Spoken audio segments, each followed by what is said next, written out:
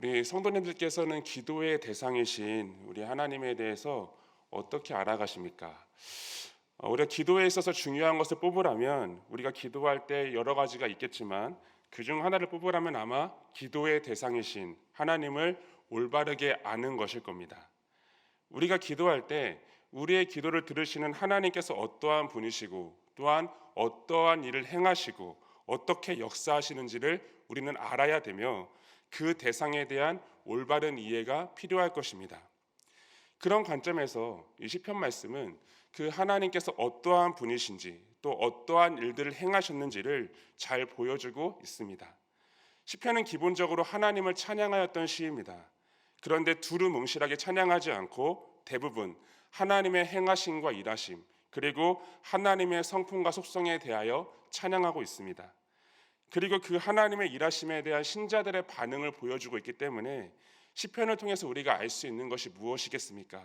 바로 하나님께서 그분의 백성들을 어떻게 인도하시고 그분의 백성들에게 어떠한 일들을 행하셨는지 그리고 그 일을 행하시는 하나님이 어떠한 분인지를 우리는 시편 말씀을 통해서 알 수 있습니다. 오늘 우리가 읽은 말씀도 그런 측면에서 같이 보았으면 합니다. 오늘 7절 말씀은 이렇게 시작합니다. 그의 행위를 모세에게 그의 행사를 이스라엘 자손에게 알리셨도다 라고 말씀합니다. 여기서 말하고 있는 모세는 누구이며 이스라엘 자손들은 누구일까요?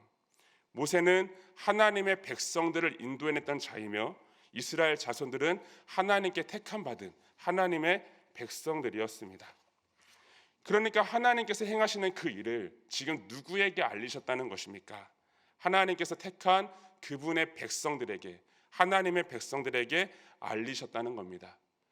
모두에게 하나님께서 그분의 일하심을 나타내시고 드러내신 것이 아니라 하나님께서는 그분의 백성들에게 그 일하심을 알리시고 드러내셨다는 거죠. 그래서 여기서 우리가 좀 주목해서 봐야 될 것은 알리셨다는 겁니다. 우리가 이 시간 우리의 기도의 대상이신 하나님이 어떠한 분이시고 그분이 어떠한 일을 행하셨는가를 알 수 있는 것은 그분께서 먼저 우리에게 알리셨기 때문입니다. 우리가 하나님을 추측하거나 이런 분이라는 것을 추리하는 것이 아니라 하나님께서 그분의 백성들에게 먼저 알리셨기 때문에 우리는 하나님이 이러한 분이시라는 것을 알 수 있다는 거죠. 그렇다면 그 하나님께서 오늘 말씀에서 그분의 백성들에게 무엇을 행하시고 알리셨다고 말씀하실까요? 오늘 8절부터 10절의 말씀은 하나님께서 행하신 일을 통해 하나님께서 무엇을 그분의 백성들에게 알리셨는지를 말씀하고 있습니다. 먼저 8절의 말씀을 보시면 하나님께서는 긍휼이 많으신 분이고 은혜로우신 분이다라고 말씀하고 있습니다. 우리가 이스라엘 백성의 입장에서 생각하면 하나님의 긍휼이 어떻게 그들에게 나타났는지를 충분히 생각할 수 있습니다. 특히 이집트에서 종살이하던 이스라엘 백성들을 구원하신 것부터 시작해서 광야에서 겪었던 여러 스토리들, 이것을 보면은 하나님의 긍휼하심이 어떻게 그들에게 드러났는지를 보여주고 있죠.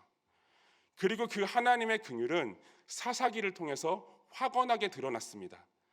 우리가 사사기를 보면은 사사기는 하나의 사이클로 반복이 됩니다. 이스라엘 백성들이 하나님께 죄를 짓고 하나님께서는 그들을 주변 족속들로 인해서 고통을 받게 하십니다. 그리고 그때 이스라엘 백성들은 하나님께 회개하고 나아갈 때 다시 하나님은 그들을 구원하시죠. 이렇게 사사기는 하나의 사이클로 계속해서 반복이 됩니다. 그런데 우리가 냉정하게 볼 때 이스라엘 백성들이 하나님 앞에 부르짖었던 그 회개가 정말 온전한 회개라고 말할 수 있을까요? 당시 이스라엘 백성들은 하나님과 바알이라는 신을 겸하여 섬겼습니다. 하나님께서는 외세의 침략으로부터 자신들을 지켜주는 그런 신으로 생각했다면 바알이라는 신은 자신들을 풍요롭게 해줄 그런 신으로 생각하면서 하나님과 바알을 겸하여 섬겼던 거죠. 그런데 문제는 이 이스라엘 백성들 가운데 대대적인 회개가 있음에도 불구하고 그들은 이 바알이라는 잘못된 신을 찍어내지 않았습니다. 분명 대대적인 회개가 있었다면 그들이 섬기고 있던 잘못된 우상을 찍어내고 돌이키는 것이 마땅하지만 그들은 바알을 찍어내지 않고 하나님 앞에 기계적으로 나아가기만 했던 것입니다. 하지만 그럼에도 불구하고 하나님께서는 어떻게 하셨습니까? 이스라엘 백성들을 구원하십니다. 그렇다면 이 구원이 무엇으로 말미암은 것일까요? 그것은 이스라엘 백성들의 어떤 행위나 어떤 모습이 아니라 오직 하나님의 백성들을 향한 하나님의 긍휼로 말미암았던 것입니다. 하나님의 긍휼로 하나님께서 행하셨던 일이었지 이것은 이스라엘 백성들이 행한 어떤 일로 말미암았던 것이 아니라는 것이죠. 그래서 이것은 이스라엘 백성의 입장에서 볼 때 긍휼이 많으신 하나님께서 베푸신 은혜에 불과했던 것입니다. 여전히 그들의 모습은 온전하지 않았고 그들은 하나님과 우상을 겸하여 섬기며 삶의 진정한 변화가 없었지만 하나님께서는 그럼에도 불구하고 그들의 작은 고통 소리에 응답하시고 그들에게 은혜를 베푸셨다는 겁니다. 여러분, 은혜라는 말이 무슨 말이겠습니까? 은혜는 받을 만한 자격이 없는 자에게 무조건적으로 주어지는 것을 말합니다. 그 사람이 받을 자격이 없지만 아무런 대가 없이 무조건적으로 주는 것을 말하는 거죠. 그래서 이스라엘 백성들에게 하나님께서 행하신 일은 오직 하나님의 긍휼하심을 따라 베푸신 은혜였던 겁니다. 그들이 종살이하던 애굽에서 출애굽하였던 것도, 그리고 아무것도 없는 광야에서 40년의 시간을 보낼 수 있었던 것도, 그리고 가나안을 정복하였던 것도, 그리고 그 땅에서 살아가는 모든 시간들도 이스라엘 백성들이 뭔가 뛰어나고 특별해서 잘나서가 아니라 오직 하나님의 긍휼을 따라서 베푸신 은혜로 말미암았다는 겁니다. 그래서 10절에서 말씀과 같이 하나님께서는 우리의 죄를 처벌하지 않으시며 죄악을 그대로 갚지 않으신다는 그런 고백을 할 수 있는 거죠. 하나님께서 그렇게 하실 수 있는 가장 근본적인 원인은 바로 이와 같이 하나님께서는 긍휼을 따라 은혜를 베푸시는 분이기 때문입니다. 만약 하나님께서 이스라엘 백성들의 죄를 그대로 갚으시고 처벌하였다면 아마 이스라엘 백성들은 역사에 존재할 수 없었을 겁니다. 하지만 하나님께서는 은혜를 베푸셨고 그 은혜를 따라 온전하지 않고 어린아이와 같이 미성숙한 그런 모습일지라도 이스라엘 백성들이 하나님의 백성으로 살아갈 수 있도록 하나님께서는 인도하여 주셨던 겁니다. 그리고 이와 같이 하나님의 긍휼하심을 생각할 때 이 하나님의 긍휼이 가장 결정적으로 빛을 발했던 것이 있다면 그것은 예수 그리스도를 통해서 우리를 구원하신 것입니다. 하나님께서는 죄로 죽을 수밖에 없고 그 죄로 인해 가장 비참하고 멸망의 길을 걷고 있던 우리를 긍휼히 여기셨습니다. 불쌍히 여기셨습니다. 그 불쌍히 여기시는 마음으로 우리에게 은혜를 베푸셨고 그 은혜가 바로 예수 그리스도의 십자가였던 겁니다. 예수 그리스도의 십자가를 통해서 하나님께서는 그분이 얼마나 긍휼이 많으신 분인가를 우리에게 보여주고 있습니다. 또한 얼마나 은혜가 넘치는 분이신가를 예수 그리스도의 십자가를 통해서 우리 가운데 선명하게 보여주고 있습니다. 전혀 받을 만한 자격이 없던 하나님을 대적하였던 우리를 위해서 마땅히 멸망의 길로 가도 아무런 변명조차 할 수 없는 우리를 위해서 하나님께서는 예수 그리스도를 통해서 그 은혜를 드러내신 겁니다. 그래서 우리가 받은 이 구원은 오직 하나님의 은혜라고 말할 수밖에 없게 하신 것이고 다 이와 같이 하나님의 긍휼하심의 결과였다고 고백할 수밖에 없는 것이죠. 그리고 그러한 하나님이시기 때문에 그 하나님께서는 지금도 여전히 우리를 긍휼히 여기시며 우리에게 은혜를 주시는 분이 되십니다. 우리가 처해 있는 여러 어려움과 그리고 우리의 상황 가운데 절대 공감하지 못할 뿐이 아니라 하나님께서는 절대 그것을 기계적으로 바라보시는 분이 아니십니다. 오히려 그 하나님께서는 현실의 문제 가운데 어찌할 바 모르고 있는 우리의 연약함을 긍휼히 여기십니다. 현실의 벽이 넘어지고 좌절하고 절망하고 고통스러워하는 우리 신자들을 긍휼히 여기시고 우리에게도 그 은혜를 베푸신다는 것이죠. 그래서 우리가 기도할 때 우리의 기도의 대상이신 그 하나님께서 이러한 분이시라면 우리는 우리의 모든 것을 그 앞에 구할 수 있을 겁니다.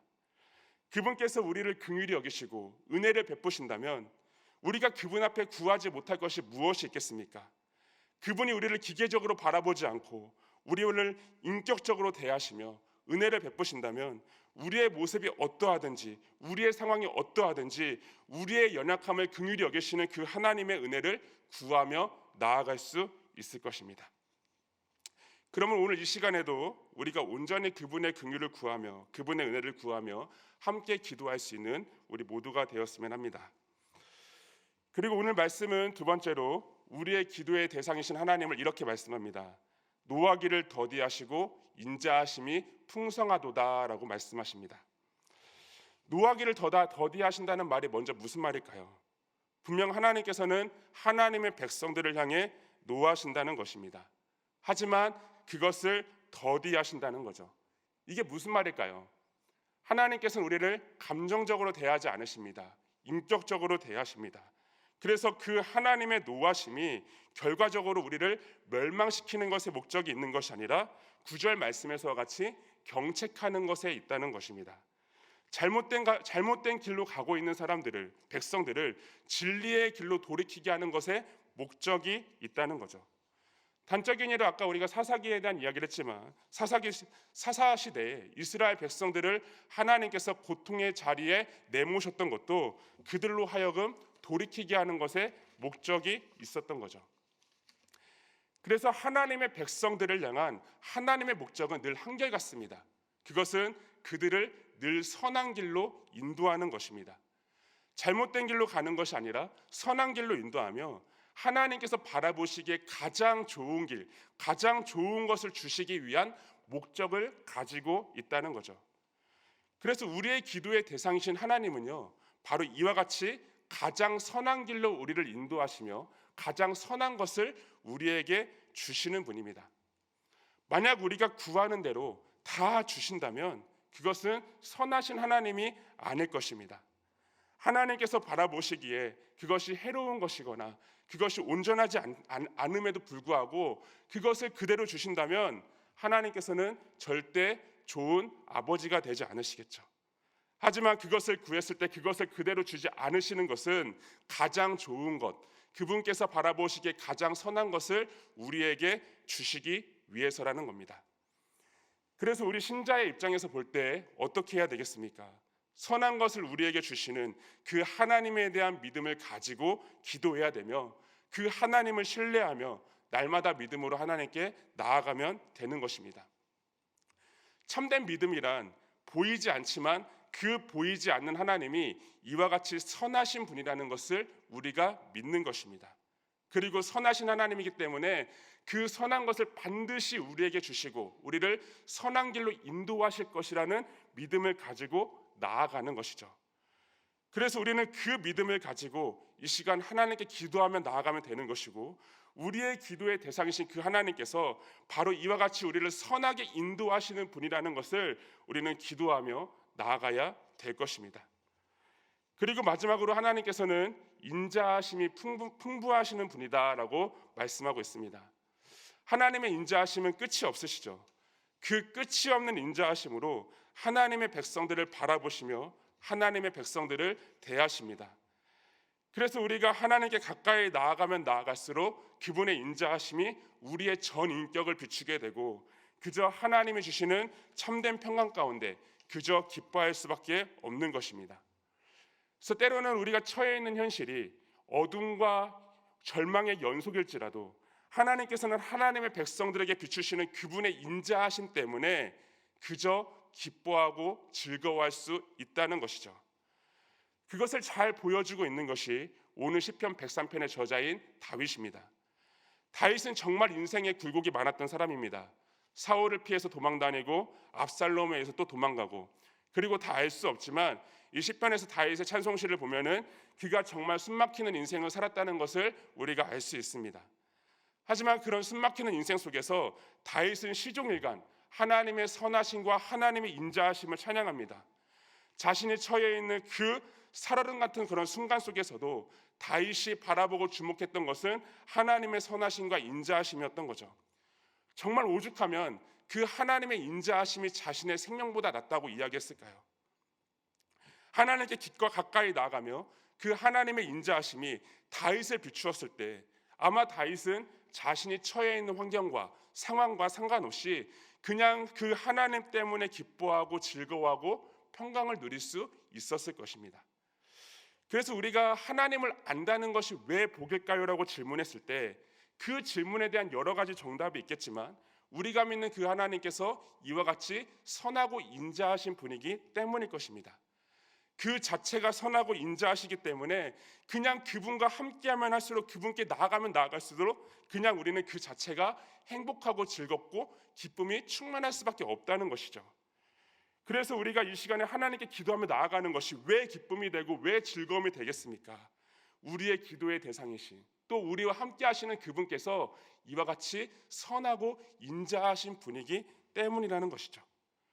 그리고 그 선하고 인자하신 하나님과 우리가 함께 살아가는 것, 그것이야말로 하나님께서 우리 신자들에게 베푸신 가장 큰 은혜이며 우리가 누릴 수 있는 가장 큰 특권이 될 것입니다.